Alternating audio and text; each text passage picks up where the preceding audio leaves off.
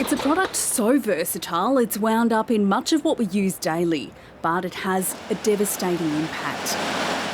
Now a new report has painted an even more grim picture about our reliance on plastic. We built a model to estimate the greenhouse gas emissions that result from plastic consumption in Australia.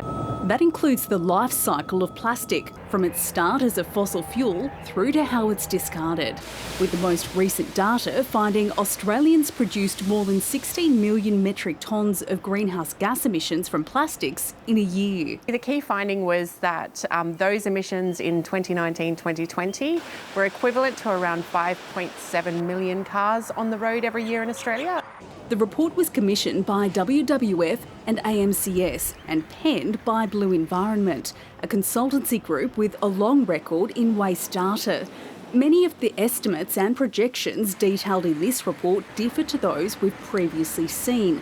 Conservationists say there's a reason. We've had significant amounts of new research showing that methane from gas extraction and fossil fuel extraction is much higher than previously thought. The report uses data from 2020, before states moved to phase out single-use plastics and committed to develop new waste rules.